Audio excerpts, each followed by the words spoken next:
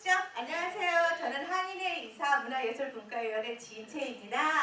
자, 우리 박수 안 쳐주세요. 저희 우리 한인회는요. 지금 회장님이 누구 분이신지 아시는 분? 자, 우리 오늘 하시는 분 선물 있습니다. 성악 회장님 이름 성악 로라전 회장님이시죠? 로라전 회장님이 우리 한인회를 하시고 나서부터 달라진 게 있습니다. 뭐가 달라졌을까요? 바로 문화예술센터가 생겼습니다. 우리가 문화예술센터가 지금 올해로 벌써 13번째예요. 벌써 다양한 예술 분야에 계시는 분들이 저희 그 문화 한인회에 오셔서 그 전문 예술 강좌를 해주는 강좌입니다. 매주 둘째 화요일 6시 반부터 7시까지 식사, 그 다음에는 이제 예술 강좌를 하고 있어요. 그동안 많은 분들이 오셨고요. 이러한 이사님들이 여러 가지 도움을 주셔서 이런 행사를 할 수 있었고요. 오늘 한인회 이사님 저기 데이비체 이사님 나와주셨고요. 또 누가 아까 스티븐 가시 계셨죠? 우리 이사님 지금 계시는 분 계신가요? 네, 자 그래서 많은 분들이 노라전 회장님 지금 계신가요? 가셨어요? 어디 계세요? 회장님 잠깐 좀 나와주시면 안 될까요? 회장님? 가셨어요? 나가셨어요. 네, 그래서 한인회에서 이렇게 많은 일을 하고 있습니다. 그래서 저희가 시작하기 전에 우리 데이비체 이사님께서 인사말을 해주시겠습니다. 제가 조금만 더 얘기를 할게요. 그래서 한인회에서 여태까지 했던 문학 강좌 엄청 많았어요. 무용 강좌도 있었고, 서예도 했었고, 그 다음에 오페라도 했었고요. 또 모든법도 했었고, 한국무용도 했었고, 태권도도 했었고, 정말 많은 분야를 했습니다. 이런 분야를 하나하나씩 해보면서 우리가 사실 일상생활에서 굉장히 스트레스 많이 받잖아요. 그리고 우리가 이런 예술 강좌를 많이 다 쫓아다니면서 하기가 굉장히 힘들어요. 우리가 가만히 있어도 한인에서 알아서 착착착착 찾아드립니다. 그래서 여러분이 잠시 이 1시간 반이라도 여러분이 잠시 릴렉스 하시면서 이렇게 좋은 강좌, 좋은 얘기를 들어줬으면 좋겠습니다. 자, 데이비체 이사님 나와주세요. 저는 34대 LA 한인회 수석부회장 데이비체라고 합니다. 만나서 반갑습니다. 저희 LA 한인회는요, 정말 보시다시피 하는 일이 참 많습니다. 저희가 많은 분들이 한인회가 뭐 하는 곳인지 모르시는 것 같아서 지금 보시면 이렇게 한 달에 한 번씩 문화 강좌도 하고요. 그 다음에 한 달에 2번씩 푸드뱅크라는 걸 합니다. 여러 좀 어려우신 분들도 계시고 또 필요하신 분들이 아침에 오셔서 보통 한 달에 2번 하는데 한 번 오실 때마다 한 300명씩 오세요. 저희가 쌀도 나눠드리고 푸드도 나눠드리고 그런 것도 하고요. 앞에 저쪽에 보시면은 아파트 얻으시기 힘드신 분들 아파트도 해주시고 통역도 해드리고 또 보험도 또 이렇게 해드리고 저희 한인회가 하는 일이 하루에 처리하는 건수가 거의 한 300개 정도 되고요. 1년에 한 42,000건 정도 됩니다. 그래서 많은 분들이 한인회를 잘 모르시지만 한인회를 이렇게 여러분들이 자주 방문해 주셔야지만이 우리 한인회에서 뭐를 하는지 알 수 있고 또 우리 한인분들이 어떠한 고충이 있든지 이런 거 있을 때 저희들이 언제든지 도와드릴 수 있습니다. 그리고 오늘 김학전 박사님은 사실은 우리 노라전 회장님의 남편 부분 되시기도 하세요. 이분은 치과 의사시면서 또 수필가이시면서 또 법학까지 공부하신 분이에요. 그리고 역사 강좌를 하시는데 너무너무나 잘하십니다. 그리고 신문에 또 사설도 쓰시는 분이고요. 아무쪼록 지금 귀한 시간들 가졌으면 감사하겠습니다. 와주신 분들 너무 감사합니다. 우리 데이비체 부회장님의 말씀이었습니다. 자, 다음은요. 우리가 이제 진짜 오늘의 주인공. 자, 우리가 내일이 무슨 날이죠? 광복절이죠. 그래서 저희가 이제 심사숙고해서 이제 어떤 강의가 가장 좋을까 했더니만 우리 한국, 이 미국에서 살지만 우리는 한국이죠. 조국을 잊으면 안 되죠. 그래서 우리의 역사를 알아야, 과거를 알아야 현재를 다시 되돌아보고 다시 미래를 설계할 수 있으니까 우리의 역사가 정말 중요한 것 같아서 많은 분들을 사실 이렇게 저희가 생각을 했는데 정말 이분만큼 정말 많이 아시는 분이 없으시더라고요. 그래서 저희가 사실 문의를 이렇게 해드릴 수 있어야 했는데 처음에 너무 안 됩니다 하셨는데 저의 끈질긴 부탁으로 오늘 오셨습니다. 자, 우리 김학천 박사님은요 서울대학교 치과대학교를 졸업하셨고요. USC 치과대학, 링컨 법과대학, 한맥 문학지 수필 등단 인문사책 강사, 중앙일보, 코리아타운 칼럼, ITN, FM, 라디오 코리아 시사 칼럼니스트로 다양한 활동을 하고 있습니다. 제가 한번 이 문학 강좌를 들은 적이 있는데요. 정말 너무너무 좋으셨습니다. 그 앞으로 낭만 강좌에 그 4년 동안 스콜 해주셨어요. 그래서 오늘 감사를 해주신다고 이진태 감독님 잠깐만 나와주세요.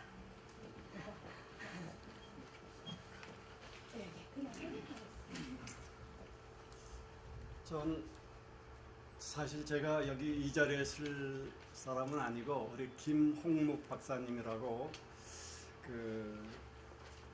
한 4년 전에 아크로 낭만 인문 강좌를 개최하시기 시작했습니다. 그분들이 이제 LA 지역에 그래도 유명인 분들이 이제 산을 올라다니시다가 어떤 분은 한시를 읊으시고 어떤 분은 영시를 읊으시고 좋은 이야기들을 많이 하시게 돼서 강박한 이민사회에 인문 강좌를 개설하는 게 어떻겠는가 이렇게 뜻을 모으셔가지고 4년 전부터 이제 이 모임을 갖게 됐습니다.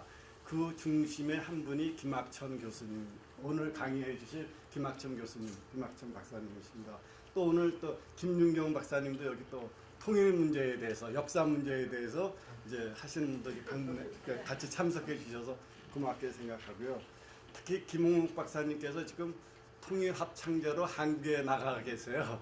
그래서 지난번 우리 4주년 기념 때 김학천 교수님한테 감사의 표시를 못 드려가지고 오늘 이 시간을 빌어서 좀 드리라고 그래서 제가 말씀드렸는데요.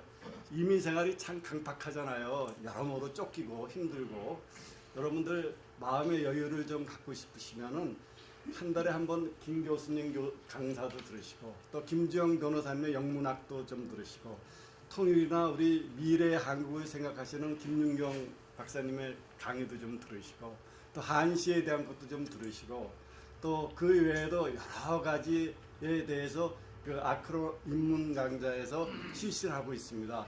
멀지 않은 버몬트하고 윌셔의 그 모임을 매주 화요일 날 모임을 갖고 있으니까요. 시간 있으실 때마다 참석하셔서 우리 강박한 이민 생활을 좀 풍성하게 좀 널찍하게 이렇게 생활해 주셨으면 좋겠습니다. 이달 아크로 인문 강좌는 이달에는 없습니다. 이달에는 없고 9월 첫 주부터 매주 화요일 날 강좌가 실시됩니다. 감사합니다.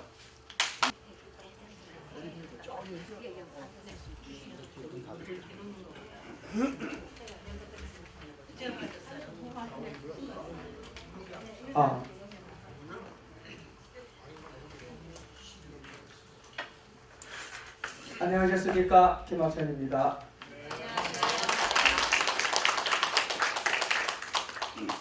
사실 저는 문학에 대해서 전문가는 아닙니다. 전문가는 아니고 아시다시피 제 본업이 치과의사이기 때문에 제 취미로 했던 것들인데 어떻게 이런 자리에 서게 됐습니다. 그래서 또 하나 말씀드릴 거는 그거하고 연관돼서 오늘 저희가 여러분 모신 거는 여기서 무슨 대학원에 문학 강의하려고 온 것도 아니고 문학을 체계적으로 배우기 위해서 온 것도 아니지 않습니까? 그래서 문학과 역사 한 대 묶어서 사실은 우리가 중고등학교 때 어렸을 때 다 여러분들 배우시고 기억에 남고 조금씩 있던 것들인데 우리가 사회생활을 하다 보면 바쁘니까 기억도 잘 안 나고 어디 가다 보면 신문 타이틀에도 나오기도 하고 영화 제목에 나오기도 하고 또 책 제목에 나오기도 하는데 그것이 연결이 안 된 것들 그런 것들만 제가 골라서 여러분의 그 속에 있던 그 조각들 그런 걸 한번 이렇게 다시 상기시켜 드리는 그런 시간을 갖도록 해보도록 하겠습니다.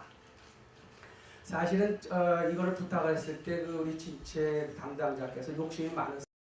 내일이 광복절이니까 광복을 앞두고 광복을 기억하면서 5,000년 역사에 대한 걸 다 해달라고 하는데 5,000년 역사를 어떻게 한 시간 만에 다 하겠습니까? 그리고 그 많은 주옥 같은 우리 한국 문학들 고대서부터 현대까지 그걸 다 할 수가 없습니다. 그래서 제가 생각도 못해서 그래도 한 번씩은 훑어봐야 되겠고 해서 아까 말씀드린 대로 우리가 생활하면서 지나쳤던 것들 그런 걸 한번 다시 연결시켜서 어떻게 그것이 연결이 돼 있나 그 정도로만 오늘 대충 총개론이라고 할까요? 이제 그 정도로 인사 예고편만 해드리고 다음에 또 기회가 있으면 강론을 할 수 있는 그런 시간이 됐으면 하는 바람입니다. 어쨌든 시간을 아끼기 위해서 제가 일단 시작을 하겠습니다. 준비를 조금 하긴 했는데 그동안 벌써 30분이 지났네요. 저는 6시 반에 시작한 줄 알았는데 그래서 슬라이드가 조금 빨리 갈 것이고 그리고 이런 강의가 대개는 지루합니다. 그래서 여러분의 이해를 돕기 위해서 제가 좀 고생을 해서 동영상에서 필요한 것들 여러분이 보셨던 거 그리고 알고 계신 거 또 미처 놓쳤던 거 이런 걸 좀 골라서 제가 몇 개 좀 뽑았으니까 영화도 나올 거고 노래도 나올 거고 그럴 겁니다. 그러니까 그렇게 하면 또 기획도 오래 남으실 거고요. 그래서 보도록 하겠습니다. 오늘 제가 맡은 것은 그 LA 한인회에서 주최하는 문화의 센터 매주 화요일날 둘째 화요일날 한다고 하는 것입니다.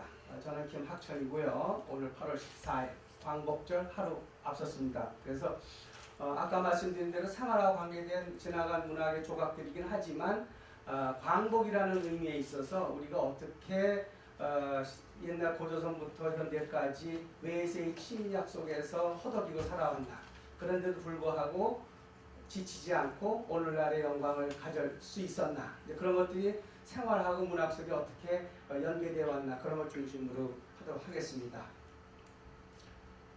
그래서 삶은 사람이다. 우리가 이제 삶이라고 글자를 보면 이은영 박사님에 의하면 삶을 분석해 보면요 사하고 리을하고 의미 있는데 풀어보면 이게 사람이라는 뜻이랍니다. 그래서 사람이 바로 생활하고 있는 것이 삶 자체다. 그렇게 해석을 해주신 걸 제가 읽었는데 맞는 얘기 같아요. 그리고 우리 살아가는 것이 바로 우리의 역사겠죠. 그런 역사를 문학이 이야기해 주는 거라고 생각을 합니다.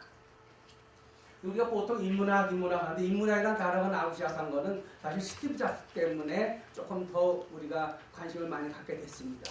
스티브 잡스는 아이폰을 비롯해서 IT 기계를 만든 사람이지만 특히 인문학에 관심이 많았었기 때문에 그분이 말하는 인문학과 과학 이런 거에 접목을 시키는 그런 얘기를 한 다음부터 인문학이구나 하고는 사람들이 관심을 많이 갖기 시작하면서 한국이건 미국이건 교포사회건 인문학에 대한 강의가 많이 활발해졌습니다. 첫째 제가 인문학에 대해서 말씀드리고 싶은 건 여러분이 이렇게 여기 보면 젊은 분도 있지만 나이 드신 분들도 있습니다. 대개 집에 가시면 요새 애들 손자 손녀 손주들 보면은 할아버지들 할머니들 아버지 어머니들 구시대 사람 그리고 뒷방으로 지쳐놓고 자기네들하고 대화 안 하려고 했죠.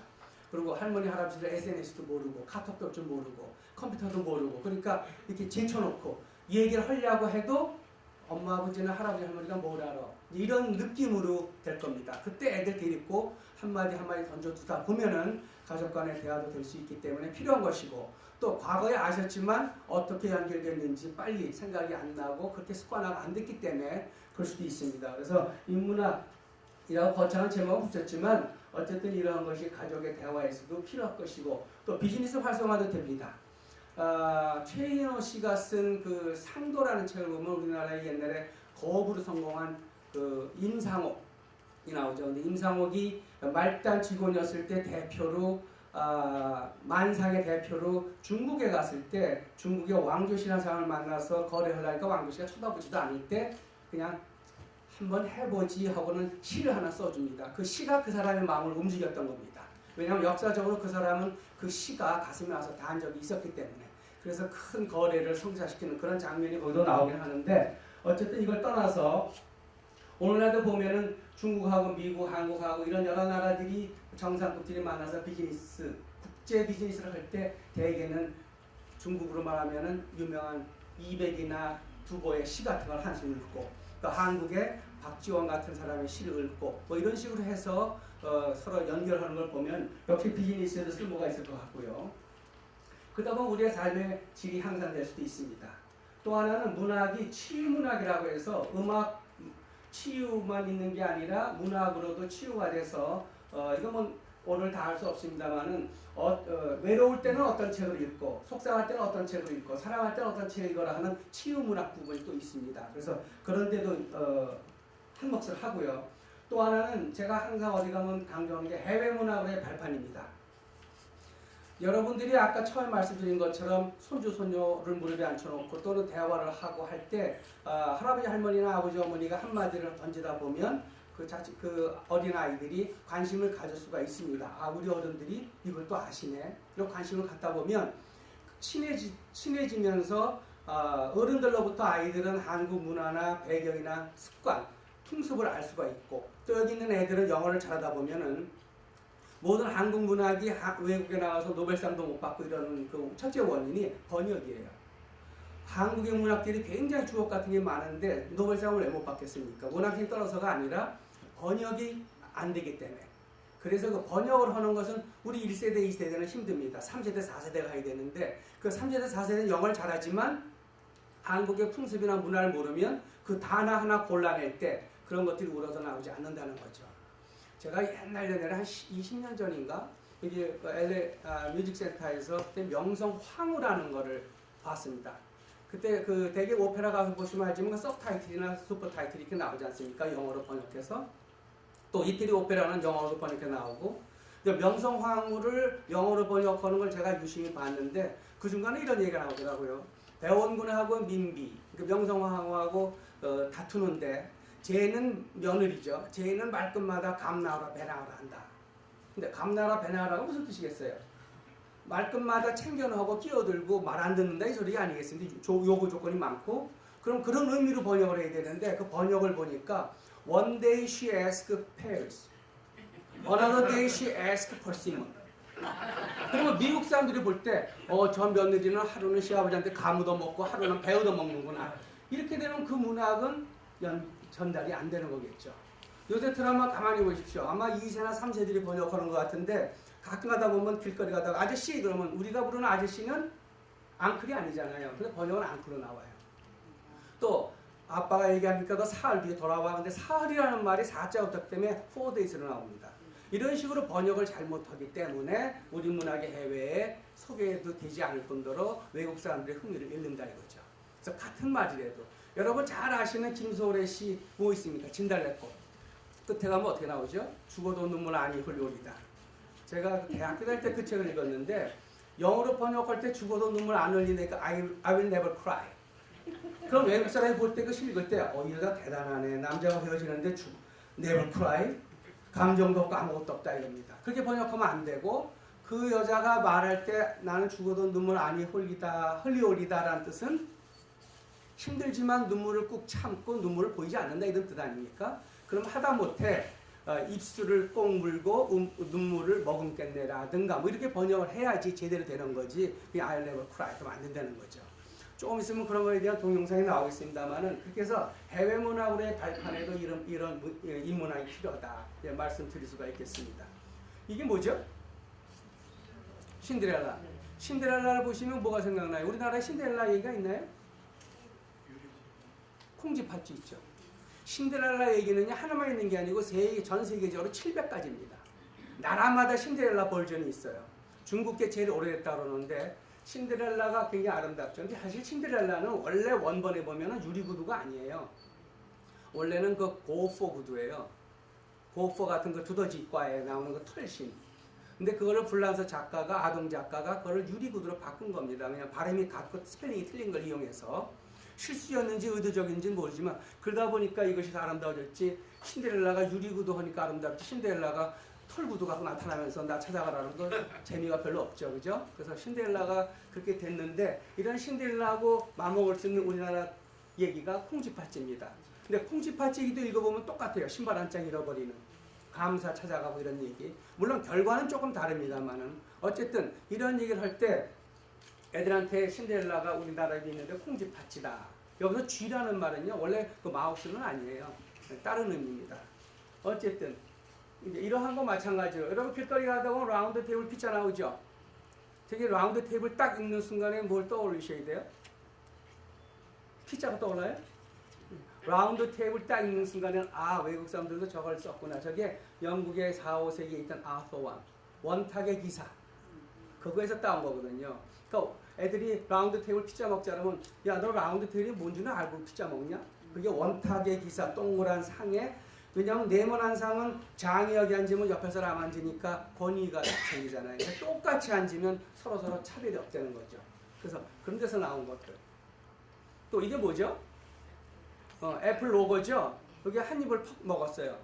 저 얘기는 뭐 사연이 많습니다. 그 중에 하나가 에딩 튜턴이라고 독일의 그 암호를 해석하던 수학자가 있는데 그 수학자가 그 당시에 게이였다고 그래요. 제가 알기로는. 그래갖고 그때 당시만 해도 그것이 사회적으로 용납이 안 됐기 때문에 여러 가지 핍박을 받다 못해 아주 굉장히 유명한 사람인데 독사가를 한 모금 물고 죽었어요.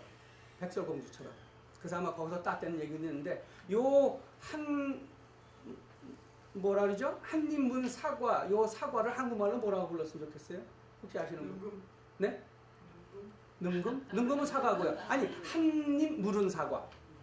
여기가 폭파였죠? 그러니까 파인애플. 파인애플. 이제 아셨어요? 네, 폭파였잖아. 파인애플이라고 그런 겁니다.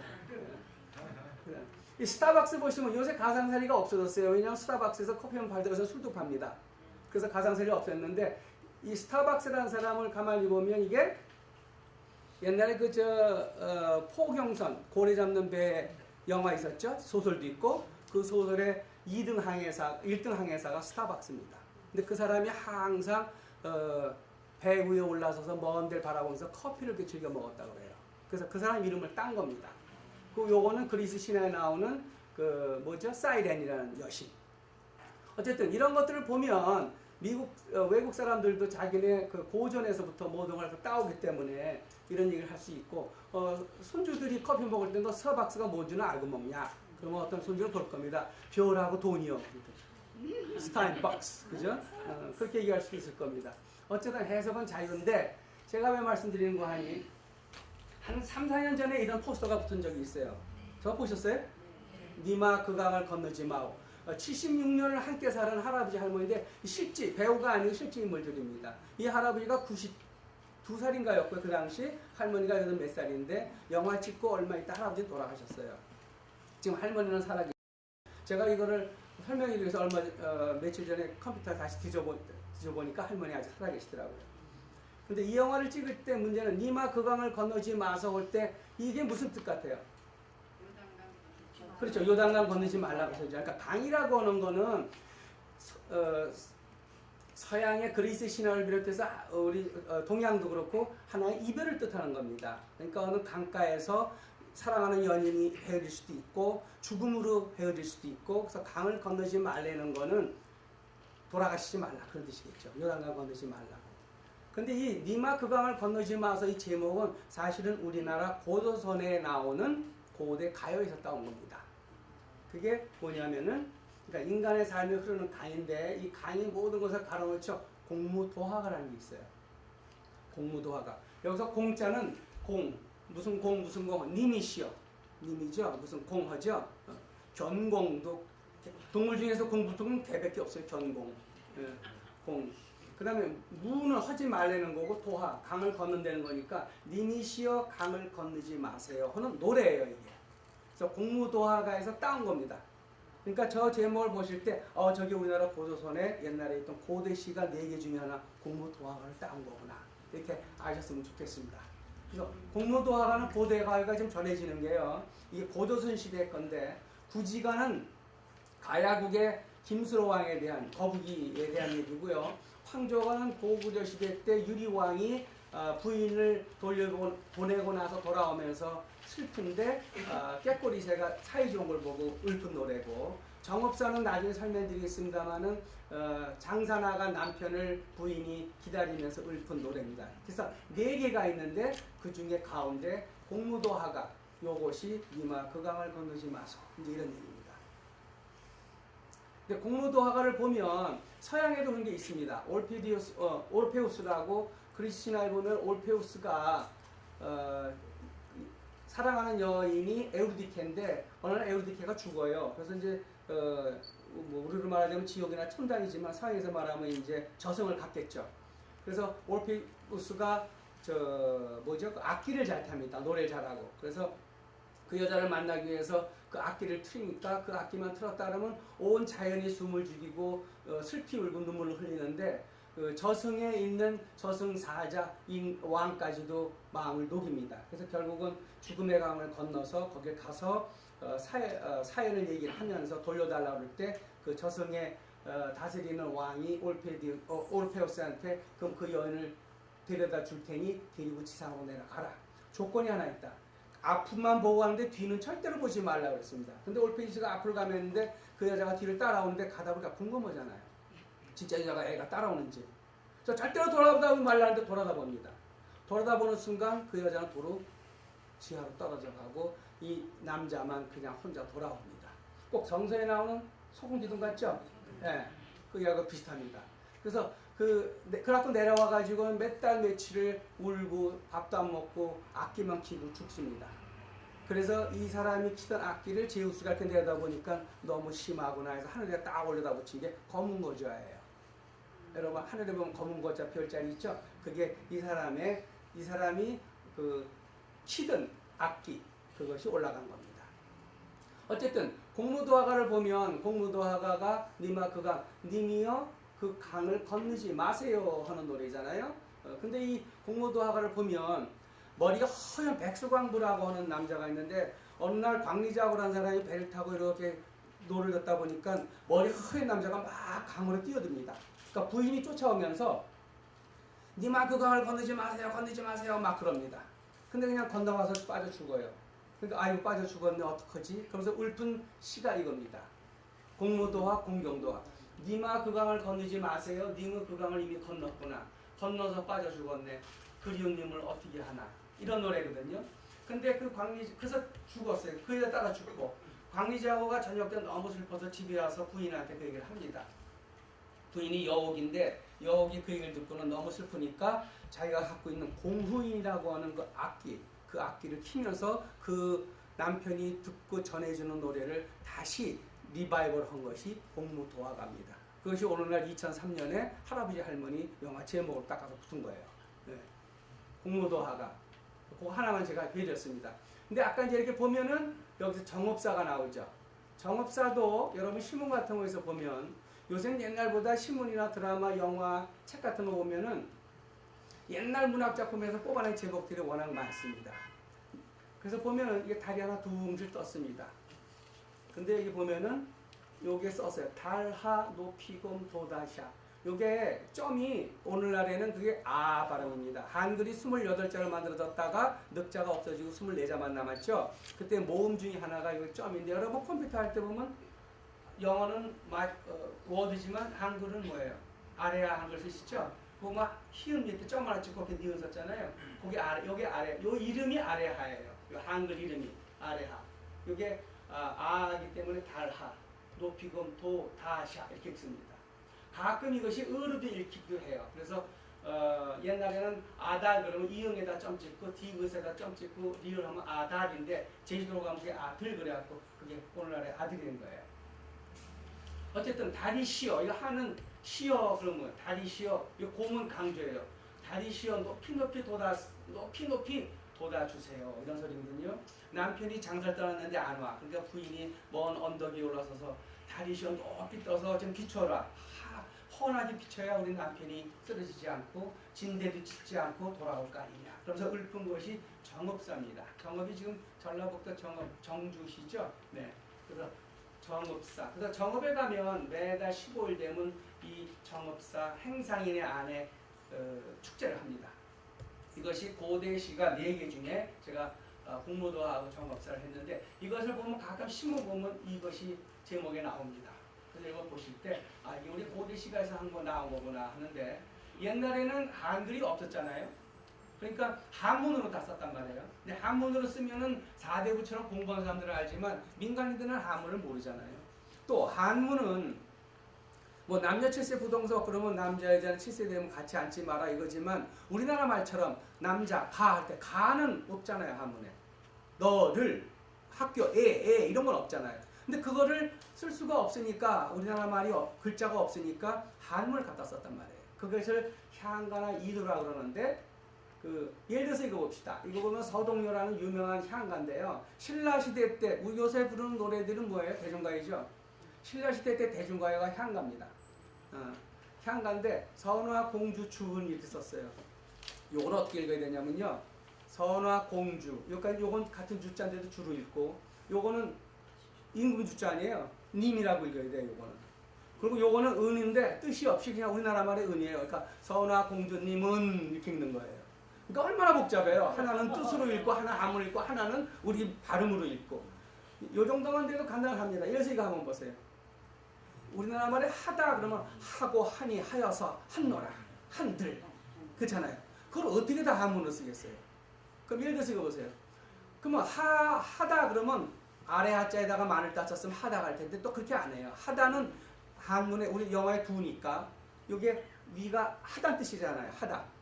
그러니까 하다는 한문으로 쓰고 고는 우리나라 발음으로 해서 하고야 요게. 하고. 그러니까 위고가 아니라 하고. 요거는 하니. 요거는 하은야죠. 하은이니까 니 묻히면 한. 요건 들 야자잖아요. 한들. 그렇게 한들 어쩌리? 그럴 때 이렇게 써요.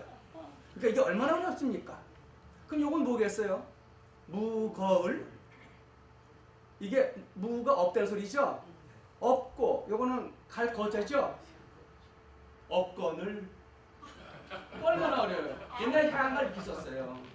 근데 이것만이 아니라 엄청 많습니다. 근데 이거를 위대하신 우리 양지동 박사께서 일본이 이 향가를 먼저 연구해서 책을 내려고 했어요.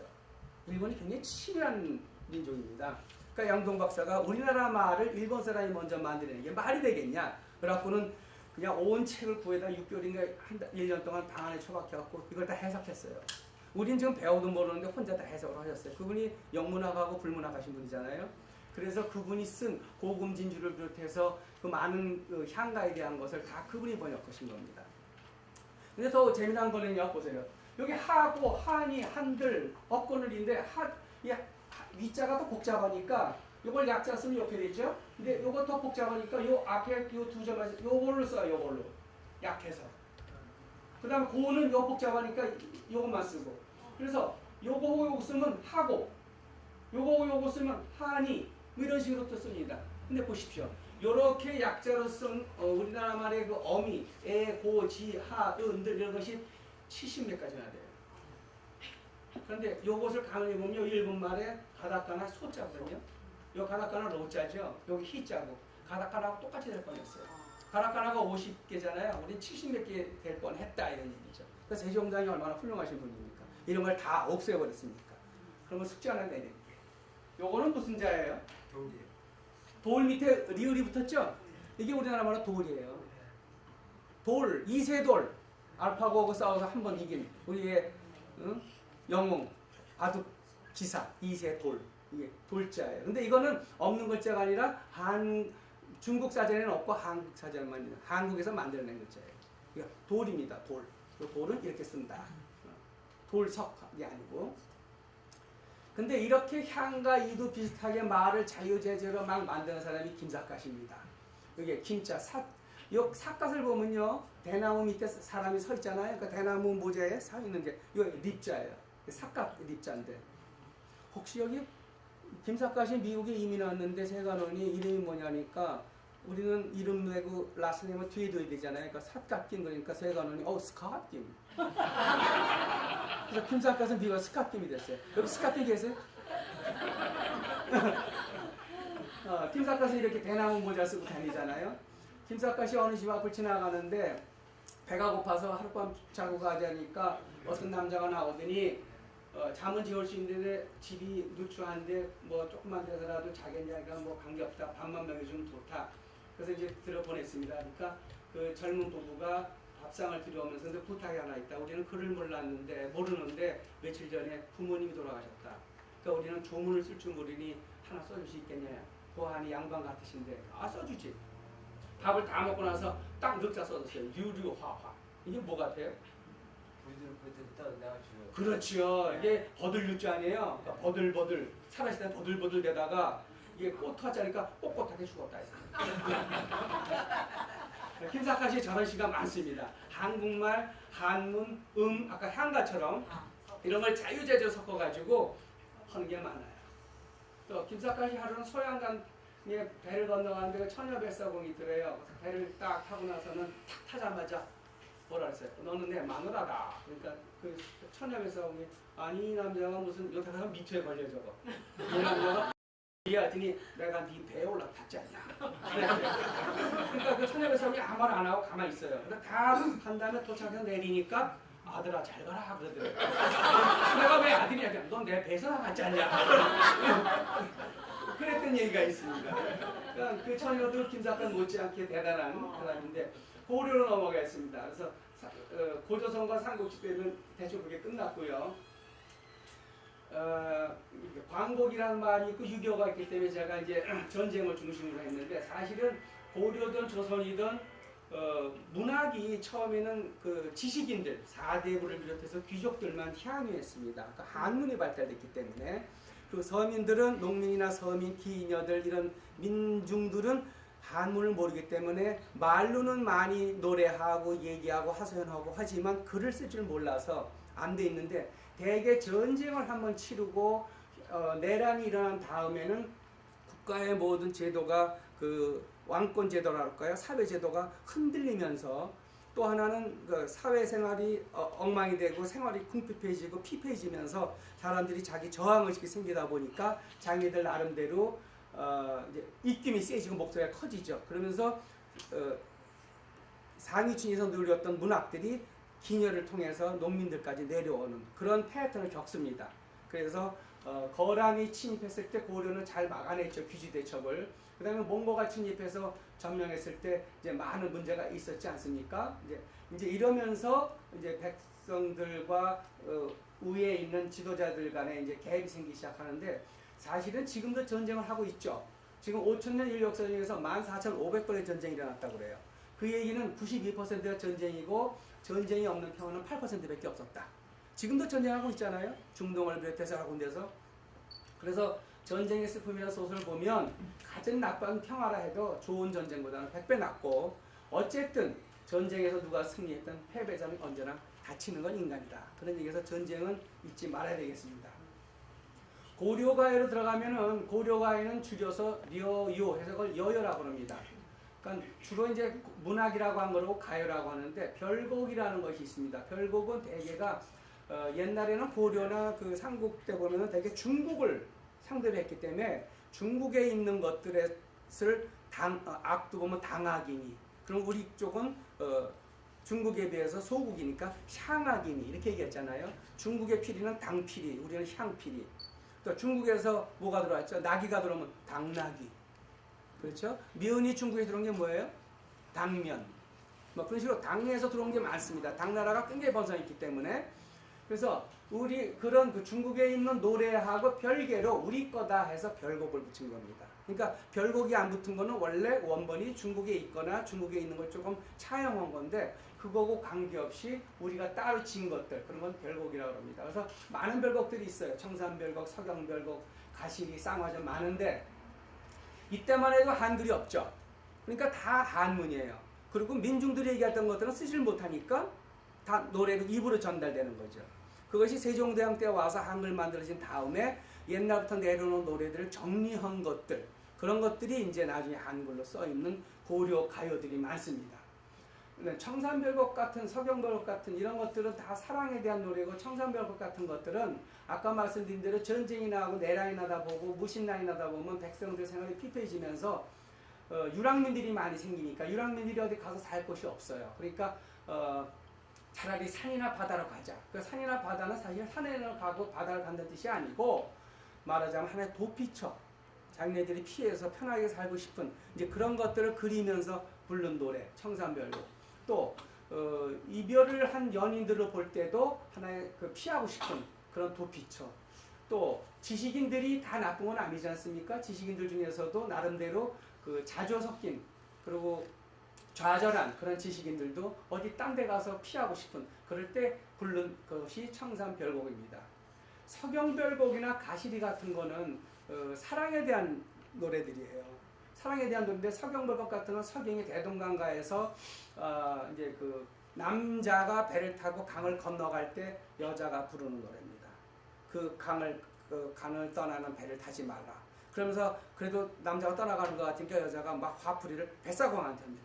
뱃사공항 이놈아 네 마누라 바람 난 줄 모르고 내 남편 데리고 가냐? 뭐 이런 식으로 내 남편 건너가면 저기서 꽃을 또 딸 텐데 이래가면서 막 세게 부딪힙니다. 굉장히 강하게 부르는 근데 가시리 정도가 되면 어떻게 돼요? 가시리 있고 나를 버리고 가시리 있고 잡사와 두어리 만하나 선하마 아니어서 잡으면 화를 낼 것 같으니까 가시난다 다시 와주세요 하고 조금 이렇게 숙이는 이제 그런 분류죠. 진달래꽃은 어떻습니까? 김소월에 나보기 역겨 가실 때는 마가스 보내고 꽃까지 뿌려주면서 밟고 가라고 그러잖아요. 그러니까 많이 죽는. 그러니까 시대가 내려갈수록 여자가 그 요구하는 것이 점점점 약해졌어요. 더 약해지죠. 근데 요새 다시 밑으로 강해지고 있죠. 네. 아리랑 하다못해 뭐라 그래요? 가다가 발병 나라 이놈아 그러잖아요 또. 그래서 이것이 다 하나의 그 연계가 되어 있습니다. 고려가요서부터 이것도 고려가요. 그 다음에 진달래꽃 현대에 와서도 이것이 다 하나의 맥을 통해서 가는 겁니다. 그리고 쌍화장 같은 거를 비롯해서 몇 가지가 있는데 이거는 아까 말씀드린 대로 조선시대에 와서 한글 만들어지고 옛날에 나왔던 청산벽과 서경벽 한문으로 된 거는 물론 한문으로 다 쓰고 그거를 한글로 번역을 하지만 백성들 사이에서 말로 왔다 갔다 한 거는 그 구전으로 내려온 걸 다 씁니다. 쓰는데 쌍화정 같은 것은 조금 말하자면은 좀 에로틱합니다. 그러니까 조선시대에 와서 쓰면서 학자들이 어유 이거는 에로틱해서 빼 저거 빼 이거 없애라고 다 없애다가 남은 것이 한 대여섯 개 돼요. 그 중에 하나가 쌍화정입니다. 근데 몇 년 전에 쌍화정 영화가 나왔는데 그거는 그 전체 내용을 본 게 아니라 그 중간에서 툭 한번 뽑아가지고 완전 포르노처럼 영화를 만든 거예요. 근데 원래 그 내용은 그게 아닙니다. 이 쌍화라는 말은 만두란 소리예요. 만두집. 어떤 날 여자가 만두집에 갔더니 그 유색목, 눈이 퍼런, 그러니까 아마 그 중동계통의 남자가 주인인데 와서 손 슬그머니 잡는 그런 얘기를 쓴 거예요. 네. 그런 식으로 했기 때문에 그런 것들을 조선시대에 와서는 이 쌍화점이니 만전춘이 이런 것들은 에이 저건 몹쓸 글 그래갖고 남녀 상열지사 이래갖고는 빼돌리고 없애버리고 몇 개 남아 내려왔죠. 요새까지. 그 다음에 주로 그 사대부들은 경지책을 해갖고 한림별곡이니 이제 이런 것들을 많이 읊었습니다. 그 다음에 사대부가 읊던 시조들이 고려시대 때 생각했는데 이 여러 가지 문체 장르 중에서 오늘날까지 살아남은 게 시조예요. 한 700년 동안. 요새도 시조 있지 않습니까? 그런데 대개는 사대부가 읊던 시조가 난리가 나고 전쟁이 나고 하면서 아까 말씀드린 대로 기생으로 또 평민으로 내려가면서 이것들이 조금씩 변형돼서 사설 시조니 어시조니 이렇게 좀 변경돼서 나오죠. 사실은 시조는 그 시대의 노래다 해서 시절가조 이렇게 불렀던 거를 줄여서 시조라고 하는 겁니다. 그리고 이제 무신의 난 때문에 어떤 나라든지 처음에 날아갔을 때는 처음에 잘하려고 애를 써서 굉장히 좋습니다. 근데 조금 세월이 흐르다 보면 매너리즘에 빠지고 부패가 생기죠. 근데 고려도 마찬가지예요. 왕건이 나라를 세우고 궁예로부터 물려받은 다음에 처음에는 잘 나가다가 나중에는 좀 부패가 되기 시작하니까 무신들이 이제 차별당하고 그러니까 무신들이 화가 나서 칼 들고 스트라이크를 일으켰죠. 그래서 무신들이 정권을 잡았죠. 무신들이 정권 잡으면 어떡합니까? 먼저 있던 사대부들 다 몰아내죠. 요새는 말하자면 적폐청산. 그럼 이제 무신들이 잡았는데 뭐 할 줄 아는 게 있어야죠. 그럼 어떻게 됩니까? 그래도 뭐 행정을 해야 될 거 아니에요. 그러다 보니까 학자들도 뽑는데 새로 나온 신흥 사대부들 뽑아서 앉히고 이제 이렇게 되면서 신흥 사대부들이 글을 써야 되는데 이 사람들은 이제 한문을 배운 사람이니까 글을 써야 되는데 그냥 쓰면은 또 잘릴 거 아니에요. 그러니까 무서우니까 돌려서 쓴 것들이 말하자면 가전체라는 건요 의인화. 그러니까 예를 들어서 국성생전 그러면 술인데 술을 사람으로 의인화해갖고 술의 아버지는 돌이요 술의 아들은 막걸리인데 뭐 이런 식으로 해가지고 많이 써갖고 술이 결혼했는데 곡선생한테 장가를 갔다. 곡은 쌀이잖아요. 뭐 이런 식으로 해서 의인화를 해서 했는데 가만히 내용을 들여다보면 기존 사대부들의 못된 것들을 막 되게 까는 그런 얘기들. 공방전은요 역전에 대한 겁니다. 공은 동그랗고 방은 네모나니까 옛날에 돈 상평통보 보면 동그랗게 가운데 네모나게 뻥 뚫렸죠. 그래서 공방전. 죽부인전 같은 거는 이제 대나무로 만든 부인전, 부임이죠. 여름에 시원하라고 대나무로 만든 둥그랗고 속이 빈 걸 이렇게 안 부자면 얼마나 시원해. 살과 사이다 하면 더우니까. 그래서 죽부인전인데 얼마 전에 제가 보니까 죽부인은 아버지가 쓰는 건 아들이 절대로 못 쓰게 돼 있대요. 어디 감히 아버지가 안고 자다고 네가 안고 자냐 이러고. 그럼 여성분들은 죽부인이 없냐? 여성분들이 쓰던 거는 죽노라 그러는데요. 노예할 때 노자 죽노. 하여튼 그런 얘기가 있습니다. 그리고 고려시대 때 수필문학이 좀 발달했는데 여기서 뽑아서 청산별곡하고 가시리 또는 뭐 한림 요 정도만 제가 보고 가겠습니다. 한참 설명 듣다 보면 졸릴 때가 되니까 청산벽 노래 하나 듣고 가겠습니다. 그 전에 한림별곡부터 보죠. 한림별곡은 이제 한림 학사니까 4대부들이죠. 한림별곡은 내용이 뭐냐면요. 자기네들 지식 자랑하는 거예요. 내가 이것도 알고 저것도 알고 시험장에 갔더니 내가 아는 저 학자 나왔고 저 학자 나왔고 내가 책이 엄청 많은데 이러고 자기네들 자랑하는 겁니다. 그래서 결국은 나 어때? 나 잘났지? 이런 얘기입니다. 그래서 이황 이태계 선생은 저 한림별곡을 굉장히 비난했습니다. 요새는 대학교 들어가면 신고식 한다고 선배들이 대학생들 술 먹이고 그러다 죽는 경우도 많이 생기잖아요. 옛날에도 선배들이 학교 성균관이나 들어가면 선배들이 데려다가 술 먹으면서 또 이제 기생들 놓고 홍탕 이제 장구 치고 놀면서 주로 시킨 게 한림별곡을 외우라고 그랬대요. 그럼 술 취해서 한림별곡 외우고 그랬답니다. 그러니까 잘난 척하는 거예요, 한마디로. 그래서 이황 이태계 선생은 이 한림별곡이야말로 굉장히 퇴폐적이고 몹쓸 거다. 그래서 이거를 굉장히 비난하면서 그래서 내가 젊은 2세, 3세, 후세들한테 물려준 거를 쓰겠노라 쓴 것이 도산 12곡입니다. 그런 것들을 썼는데 한림별곡을 가만히 보면 요새 자향인에 빠진 페이스북 같아요. 나 이거 어디 가서 뭐 먹고 왔다, 어디 가서 어디 갔다 왔다. 자기 자랑만 티 늘어놓잖아요. 페이스북 보고는 거기서 그거에 끼지 못한 젊은 어린 학생들이 자살하는 경우도 요새 많이 생기잖아요. 그게 진짜인 줄 알고. 그래서 이런 것들이 좀 문제가 있다. 그래서 한림별곡은 4대부들이 주로 하던 것들인데 그거에 비해서 청산별곡은 어떤가 한번 보죠.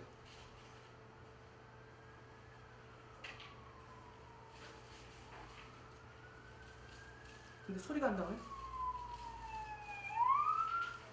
소리.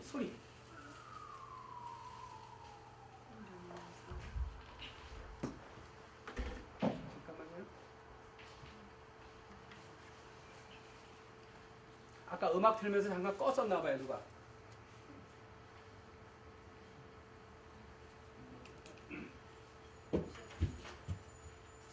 소리 안 나.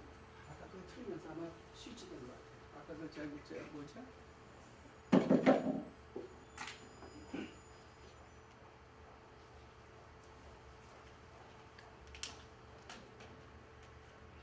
틀어볼까요? 네.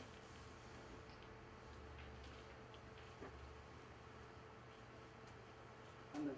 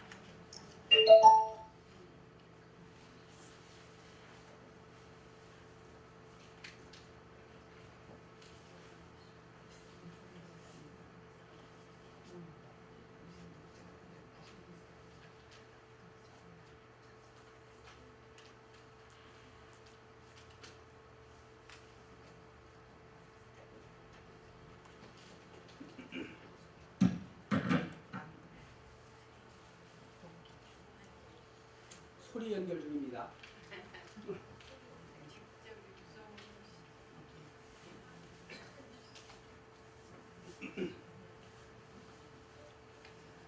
고치는 동안에 어차피 뒤에 나오는 거니까 이제 한글에 대한 얘기가 조금 나오겠습니다만은 우리가 사실은 시간 아끼기 위해서 미리 제가 좀 한글에 대한 얘기를 하면서 우리 모국어에 대한 얘기도 잠깐 비칠 것 같지만 하겠습니다만은 우리가 요새 뭐 남북 회담이 많이 하는 마당에 있어서 북한하고 남한하고 그동안에 수십 년을 떨어져 살다 보니까 말이 많이 틀리잖아요.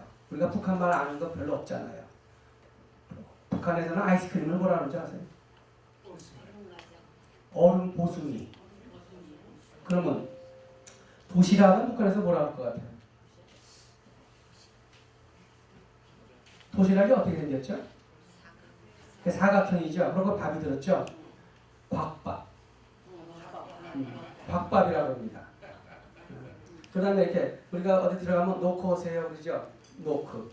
그걸 북한에서는 뭐라 그래요? 손기척. 사람이 이렇게 오면 인기척 난다 그러죠. 그러니까 그것처럼 손의 기척이 손기척. 제가 북한 말 중에 제일 잘 지었다고 생각하는 게 손기척이에요. 손기척. 우선 멈춤이라는 게 있죠. 미국 보면 스탑 사인. 북한에서는 뭐라 그래요? 북한 사람들 굉장히 순진해. 스탑 아니에요. 서라도 아니야. 이거예요. 거기다 느낌표까지 딱 붙였어요. 그게 북한 말입니다. 그래서 북한 말 몇 가지 이렇게 하다 보면은 우리가 못 알아듣는 거 많습니다. 하는 얘기를 축구할 때 골키퍼는 문지기라든가 코너킥은 모서리차기 이런 거는 이거 아니고 아까처럼 곽밥 같은 거는 잘 졌다고 생각해요. 곽밥 그렇지 않습니까? 곽밥, 손기척 이런 거는 굉장히 외래어를 저 가능한 안 쓰려고 애를 쓰는 그것이 나타나는데 대가요? 아까 여러분 오시기 전에 사전에 준비했을 때 잘 됐는데 중간에 딴 거 하면서 컴퓨터가 좀 그렇게 된 것 같아요.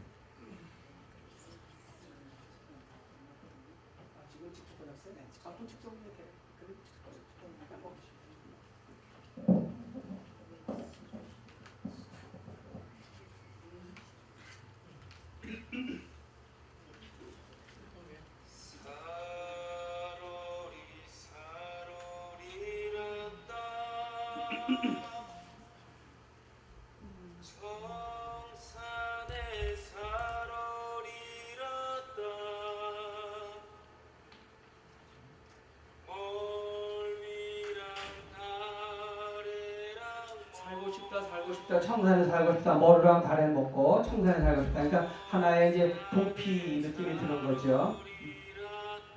너무 껌껌하면 좋으세요. 앞에만 거리. 아까 나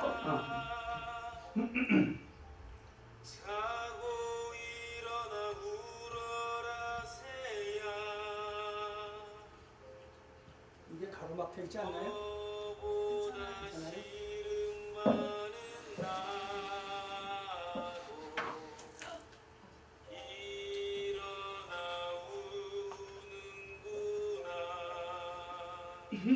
당신의 계책대로 있는데 이 나라는 더욱더 개판이 돼버린다는 거지.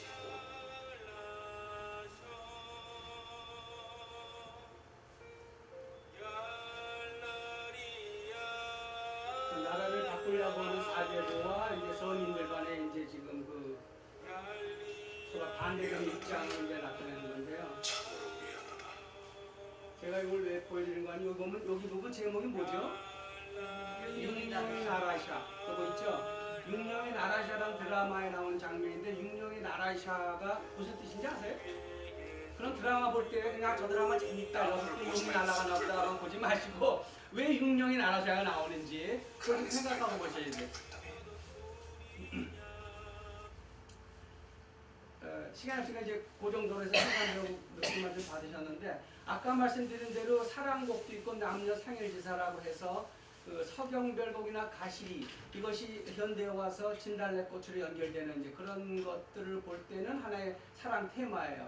근데 남녀 상일지사라 갖고 조선시대에 와서 사대부들이 에이 그거 몹쓸 이 얘기 좀 에로틱하다 그래서 이제 빼놓은 것들 많이 없애고 남은 것들 중에 한 5개가 있는데 그 중에 몇 개가 쌍화잠이나 만년춘 이런 것들이 이때는 정도만 알고만 계시면 되겠습니다. 그래서 쌍화잠 같은 게 영화 제목 나오면 오 저거 고려가요에서 나온 거구나 그 정도만 아셔도 좋을 것 같아요.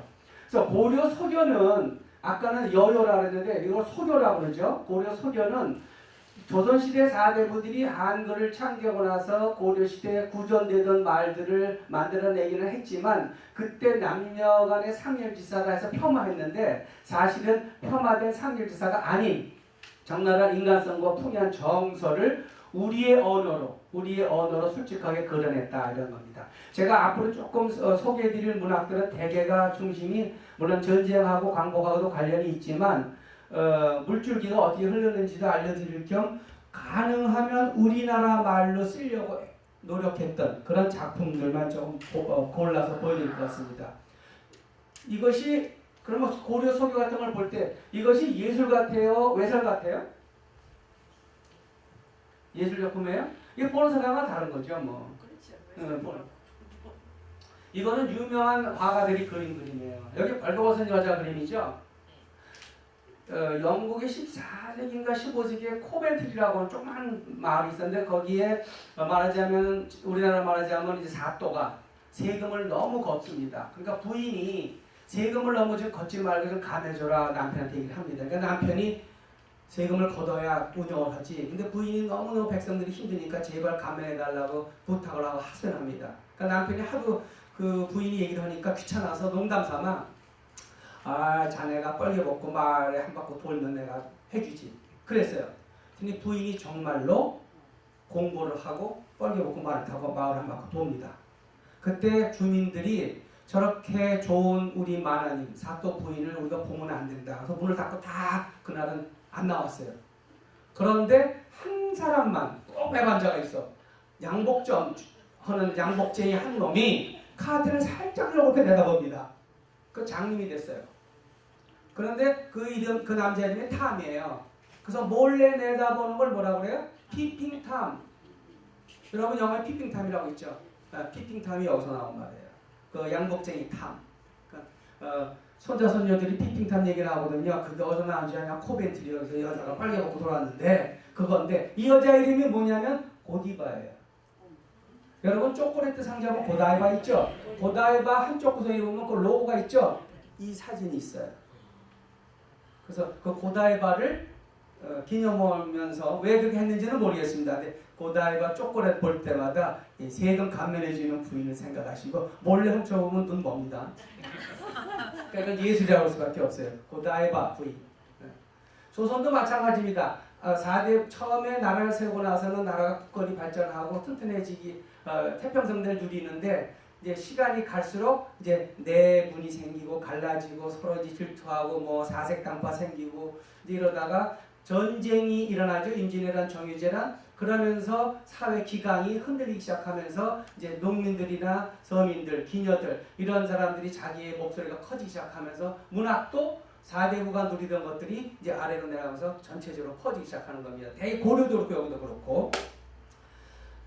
그래서 조선시대에 와서 보면은 아까 말씀드렸지만 그 육룡이 나르샤 이게 사실 육룡이 나르샤는요 한글을 만들고 나서 세종대왕이 한글을 만들었는데 이게 실제로 어떻게 쓰는지 써먹어봐야 될 거 아니에요. 그러니까 학자들하고 당신네들이 만든 한글 가지고 실제로 글을 써봅니다. 글을 써보는데 이왕 쓰는 것이 많지만 그 중에 하나가 용비어천가예요.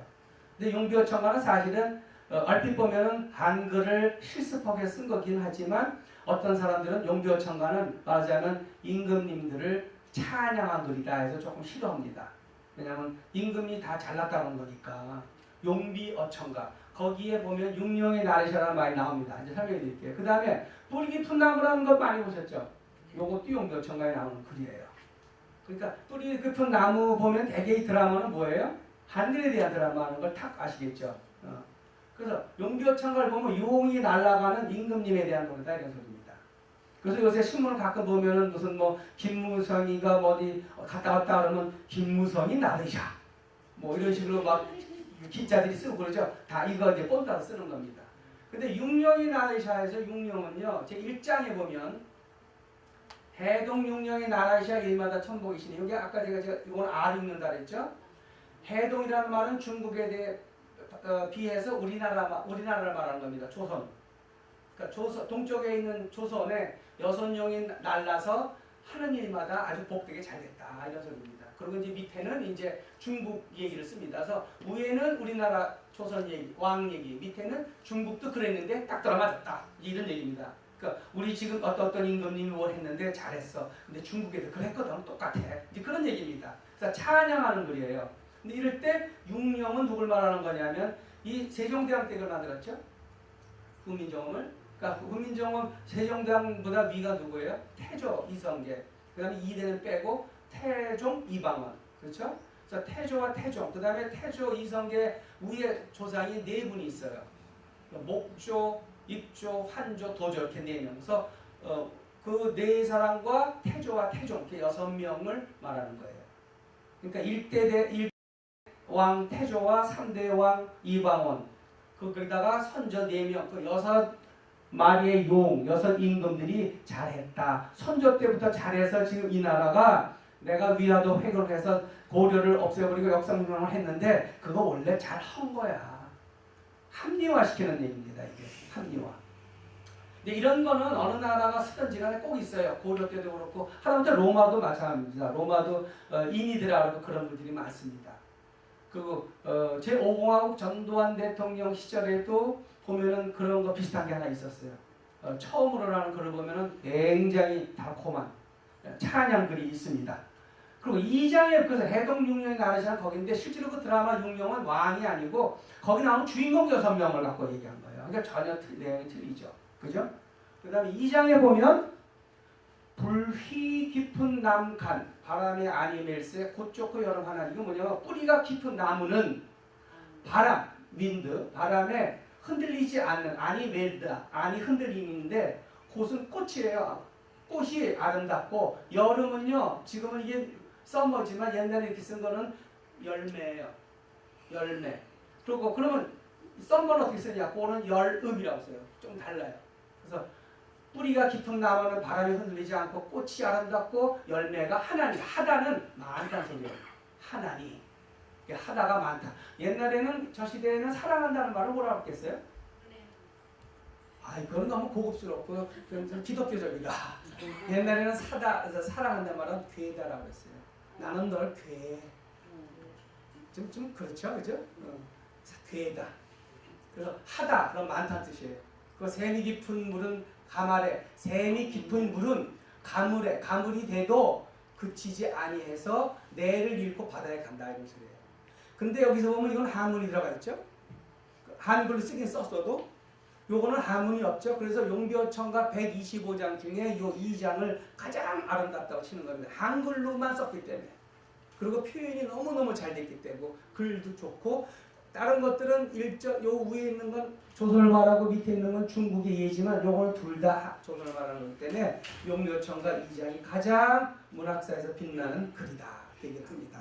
그래서 125개 중에 1장, 2장 정도만 하셨는데 또 6령이 나는 데는 여기 나오고요. 뿌리 깊은 나무는 여기 나오는 겁니다. 용묘천가. 그러니까 우리 모국어를 하는 거는요. 말은 감옥의 열쇠라는 말이 있죠. 말을 잃지 않으면 감옥에서 나오는 열쇠를 갖고 탈출하는 거 똑같다. 이게 어디 나오는 거 아니에요? 프랑스에서 그 독일이 쳐들어왔을 때 마지막 수업이라는 글 있죠. 마지막 그러니까 선생님 국어 선생님이 들어와 거기서 말하는 국어는 프랑스어죠. 선생님이 들어와서 이제 우리는 프랑스 말을 못 가르친다. 여러분 학생들 꼭 우리 말을 잃지 말아라. 말을 잃지 않으면 감옥에 갇혀도 나올 수 있는 열쇠를 갖고 있는 건 똑같다는 말을 거기서 하죠. 그래서 말을 잃으면 안 된다 이런 소리죠. 감옥의 열쇠랑 똑같다. 그리고 프랑스에서 프랑스 말을 가장 그 자존심 걸고 지키려고 하는 사람이 미테랑 대통령이에요. 이 사람이 이런 얘기했습니다. 우리가 문을 굳게 걸어 닫고 프랑스말을 하자는 것이 아니고 세계 공용어가 된 영어로부터 프랑스를 잊지 말자고 하는 뜻으로 프랑스말의 운동을 하자. 우리 한국어도 마찬가지겠죠. 이 폰 보면 여기 그림 근사죠. 이게 뭐 같아요? 꽃자예요. 꽃. 한글이 이렇게 하는 거 있잖아요. 그런가 하면 프랑스에서 보면은 모델이 걸어가는데 옷에 전부 한글 써 있죠. 요새는 한글이요. 뭐 독창성이니 창조성이니 뭐 과학적이니 이런 걸 떠나서 기하학적이고 예술성이 있다고 프랑스 패션 디자이너들이 얘기해가지고 요새는 이런 것들이 많습니다. 프랑스 그 패션계 가면은 그렇게 좋다는 뜻이죠. 아까 북한 말은 연습삼아 했는데 아이스크림은 얼음 보송이고 노코는 손기척이고 도시락은 곽밥 오선 멈춤은 섰 그랬죠? 거짓말 아니에요. 실제로 찍어온 거예요. 섰 우선 멈춤 섰 가지고 자살합니다. 앞으로 명나강에 몸을 떨어뜨리는데 중국 백성들이 그 떨어진 구론의 시체를 물고기들이 뜯어먹을까봐 그 5월 단오날이에요. 이게. 그래서 단오날 되면 쫑ጭ라고 하는 이렇게 그 찹쌀로 만든 데다가 이렇게 잎사귀에 싸서 먹는 거를 다 강에다 던진답니다. 왜? 고기들이 그거 먹고 이 사람 물지 말라고. 그래서 중국 단오날은 그거 행사해요.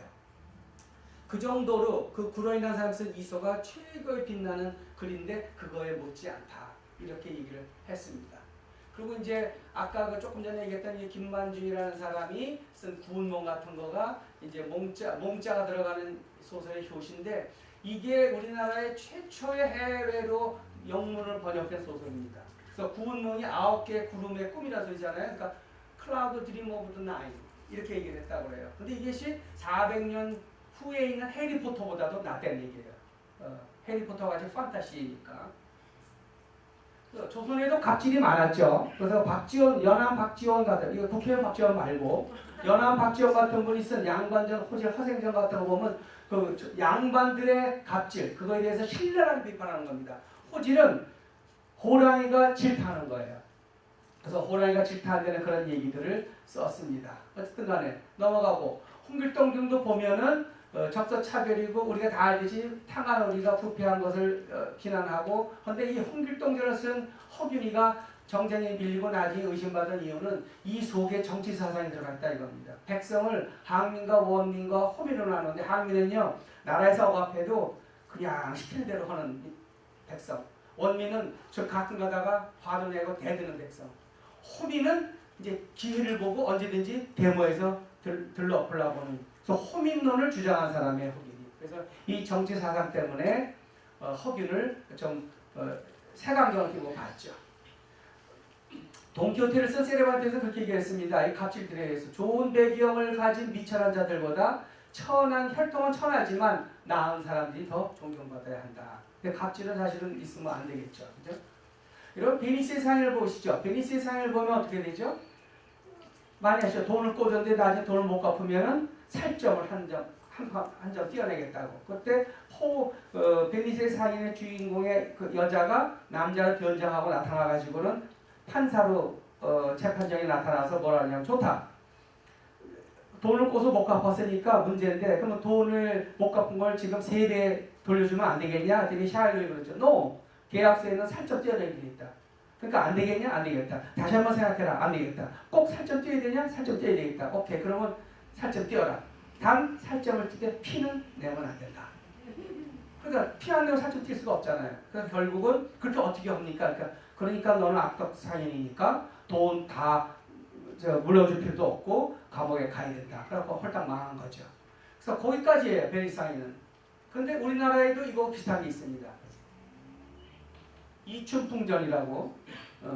이춘풍전은요. 이 춘풍이라는 사람이 이춘풍이가 부인이 돈을 벌면 갔다가 기생방에 가서 다 탕진하고 그 다음에 잘못했다고 와가지고는 또 부인이 돈을 삭바느질해서 돈을 벌면 그거 하고 관청에 가서 돈을 얻어다가 2,500명 갖고 평양으로 가서 또 기생방에 놀다가 다 탕진하니까 추월이라고 하는 기생이 하인을 시킵니다. 그 얘기를 듣고 이 부인이 남장을 하고 감사를 따라서 회계 비장으로 따라가서 남장을 하고는 거기서 이제 판결을 하면서 추월이를 혼내주고 이춘풍이를 구하고 그렇게 되는 얘기예요. 그런데 이 얘기들을 보면 베니스의 상인하고 똑같은 것 같지만 훨씬 더 훌륭한 것이 그 당시의 시대를 볼 때 권위에 억눌려 여자는 권위에 억눌려 있었습니다. 남전여비 사상이 있죠. 칠거지약 있죠. 삼정지도 있죠. 이런 억눌려 있던 권위 거기에 대해서 맞서 싸웠다는 거죠. 싸우고 여성의 통쾌한 한풀이도 할 겸 그 다음에 권위를 깨트려 버렸다 이런 얘기입니다. 그래서 이러한 얘기를 풍자와 해약을 하고 세상을 넣었던 이런 이춘풍전 얘기가 베니상이보다 100배는 우리의 고전이 있습니다.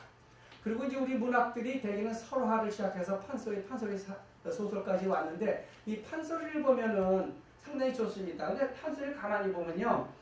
예를 들어서 수중가 같은 거 거북이전 보면은 토끼 간을 구하러 갔는데 어쩌고저쩌고 어떻게 보면 그 얘기 같아요. 그 다음에 신청전 보면은 효료가 났구나. 이제 그렇게 되는 것 같아요. 근데 사실은 그 뒤에는 그런 얘기만 하는 것이 아니라 사회를 까는 겁니다. 왕이 지가 아팠는데 왜 남의 신체를 가져가려고 하느냐. 그건 안 된다. 요새 말하자면 신체 포기학수 같은 거잖아요. 심청이 아버지가 눈을 뜨기 위해서 딸을 갖다가 유기하는 거잖아요. 그런 거. 그 다음에 춘향전 같은 것도 보면 얼핏 보면 사랑 얘기였구나. 그래서 남편 이봉녀가 가서 출세 갖고 와서 구해줬구나. 변함도 혼내주고 권선징악. 근데 그게 아니고 사회를 잘못된 제도를 부셨다는 거죠. 뭐 그런 거. 뭐 그런 여러 가지 얘기를 그 뒤에 있는 얘기들을 이제 우리가 판소리를 보면서 느끼게 되는데 사랑가를 한번 잠깐 보겠습니다. 나를 바로 세우고 너와의 소통을 통해 만들어가는 풍요로운 우리의 삶. 그래서 우리나라 판소리가 12마당이 있었는데 신지호라는 분이 6마당으로 줄였어요. 그래서 여태까지 내려오고 전에 내려온 게 6마당인데 삶이 더 행복해집니다.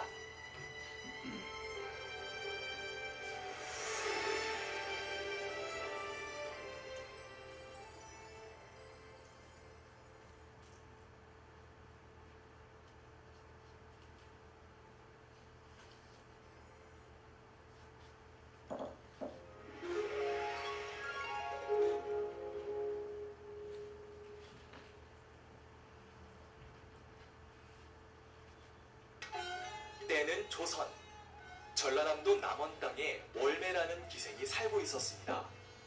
월매는 늦은 나이에 어여쁜 딸을 얻습니다.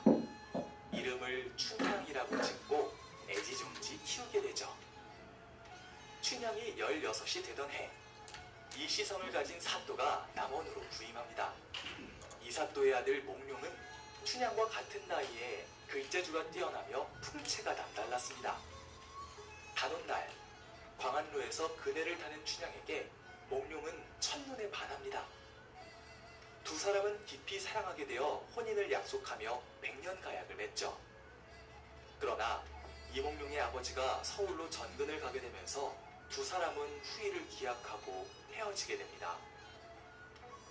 남원에 새로 부임한 사또 변학도는 탐관오리로 아름다운 춘향에게 강제로 수청을 들 것을 강요합니다. 변학도의 가진 고문에도 춘향은 정절을 지키며 마음을 바꾸지 않습니다. 서울로 올라간 이몽룡은 장원급제 후 암행어사가 되어 전라도로 내려오다 춘향의 소식을 듣게 됩니다. 암행어사인지라 남루한 모습을 하고 돌아온 몽룡 때문에 월매는 딸이 죽게 되었다고 실망하죠. 변학도의 성대한 생일날, 어사 이몽룡이 출두하여 탐관오리를 물리치고 춘향을 구합니다.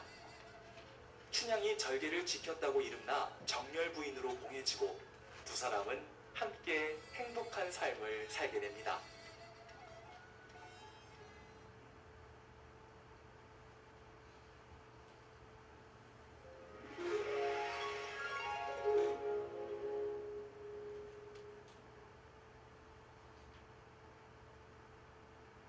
춘향이와 몽룡의 사랑이 무르익으면서 이몽룡과 춘향이 서로의 사랑을 노래한 것을 사랑가라고 합니다. 사랑가는 판소리 춘향가에서 가장 유명한 부분이기도 하죠. 판소리 춘향전 중 사랑가를 한번 들어볼까요? 이리 오너라 업고 놀자. 이리 오너라 업고 놀자. 사랑 사랑 사랑 내 사랑이야. 사랑이로 나는 사랑이야. 내 사랑이로다. 엄마도 내 사랑아. 네가 무엇을 먹으려느냐. 둥근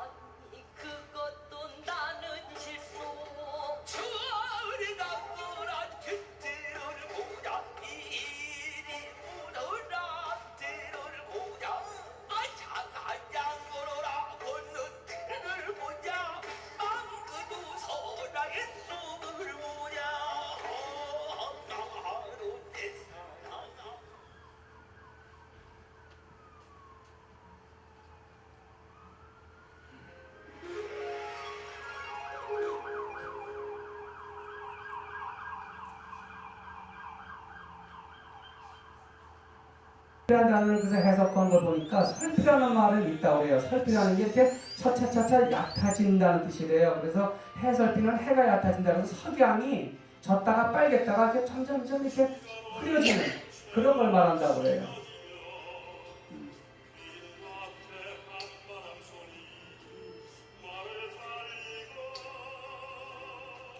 여러분이 많이 들으셨던 노래, 얇은 조름 같은 이런 단어가 굉장히 잘 골라낸 거죠. 그 향수 들으시면 왜 정지영 시인 거구나. 정지영이가 이상도 키워내고 청록바 시인 연보구나 이렇게 아시면 되겠죠.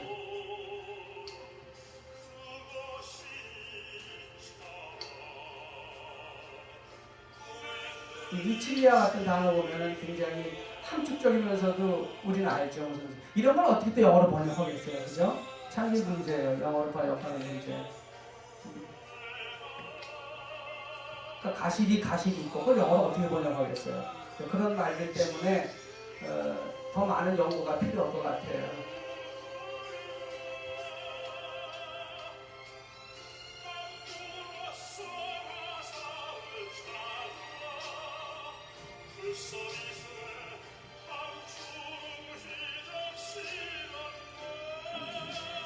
여기까지만 들으시고요. 죄송합니다.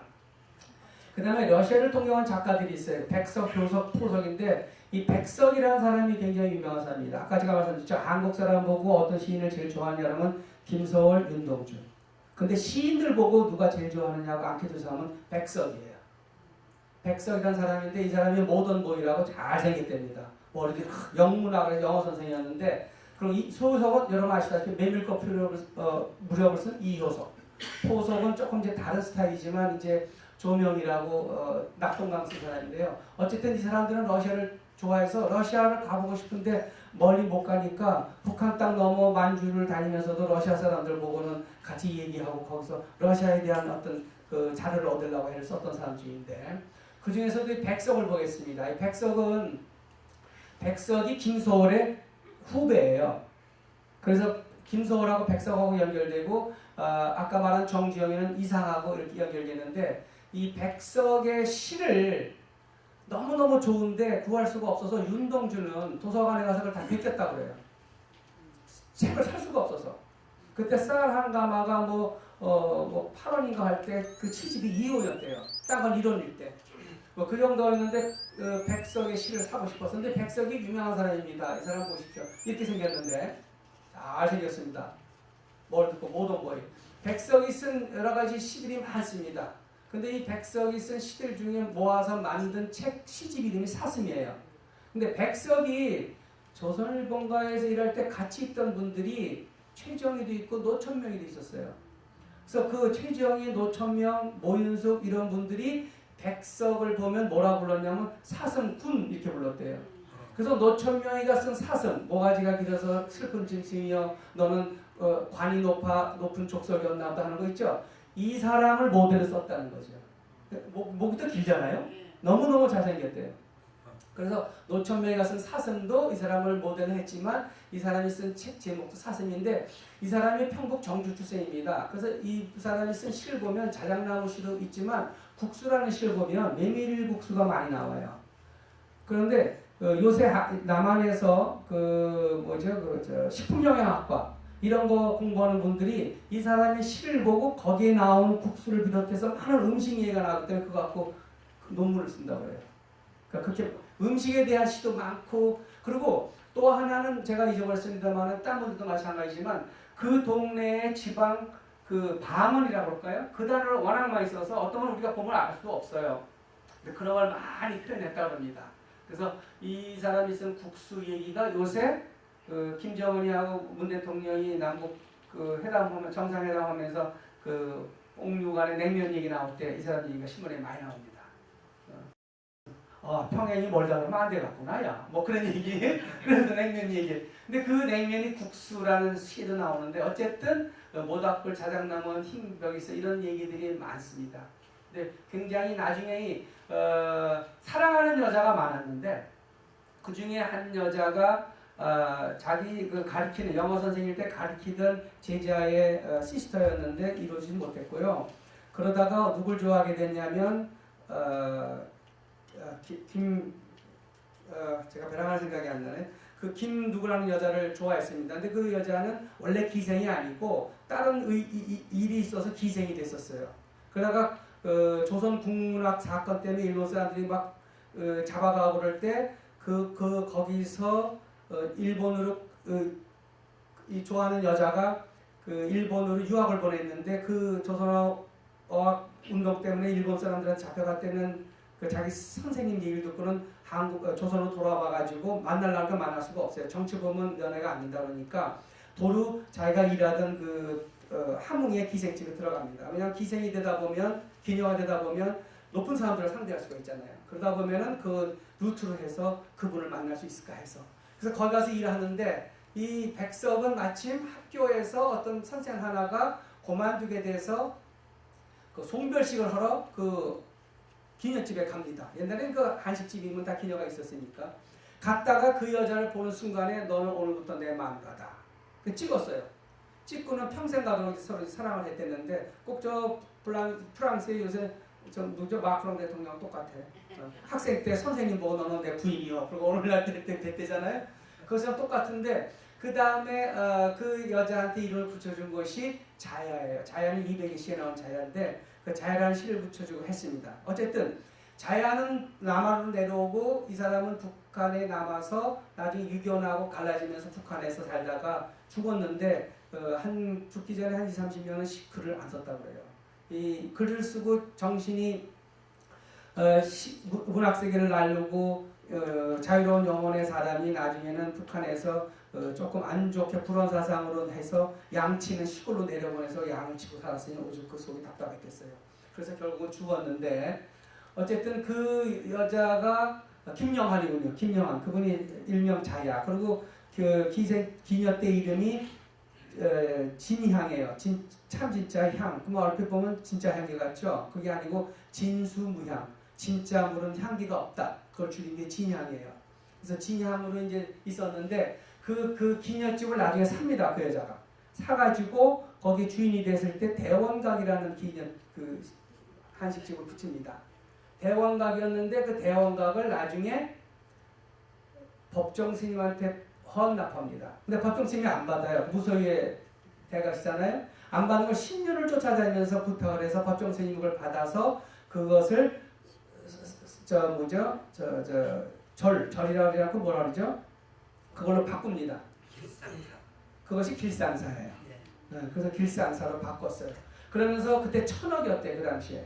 그래서 기자들이 물었답니다. 1000억이 안 아깝냐 했더니 이 사람의 시 한 구절만도 못하다 1000억을. 그래서 바쳤다는 얘기가 있습니다. 그리고 김영한 그분은 나중에 이 백석에 대한 글도 써내고 그랬어요. 그분이 바로 백석입니다. 윤동주가 그렇게 좋아했다는. 그래서 윤동주의 시를 보면 이 사람의 시를 그대로 나왔어요. 이게 이 백석이 쓴 시입니다. 보면 흰 바람벽이 있어. 이 시인데 쭉 있는데 여기 보면 보세요. 초생딸과 배구지꽃과 짝새와 당나귀 그리고 프랑시스 제임과 도연명 라이너 마리아 이렇게 윤동주가 쓴 우리가 외우는 게 뭐죠? 별 하나의 추억과 별 하나의 사랑을 많이 외잖아요. 뒤에 가면 보세요. 이웃 사람들의 이름과 비둘기, 강아지, 토끼, 노루나 프랑시스 제임 나오죠? 라이너 마리아 이렇게. 그러니까 이건 표절이 아니고 차용을 하는 겁니다. 너무너무 자기가 좋아하는 사람이 시기 때문에 그렇게 같이 품으로 걸어가는. 그래서 윤동주가 제일 좋아했다는 그런 시인이 백석입니다. 그래서 이런 식으로 이제 넘어가는 거죠. 그 다음에 이제 판서리계 소설 개성으로는 채만식과 김유정이 있는데 채만식은 탕윤이 뭐 이런 게 있고 김유정은 이제 봄봄을 비롯해서 이제 많습니다. 근데 넘어가기로 하고요. 그 다음에 해방이 되고 운명관이 혼돈이오죠. 그래서 근현대사를 보면 잠깐 보겠습니다. 예적이 항복한답니다.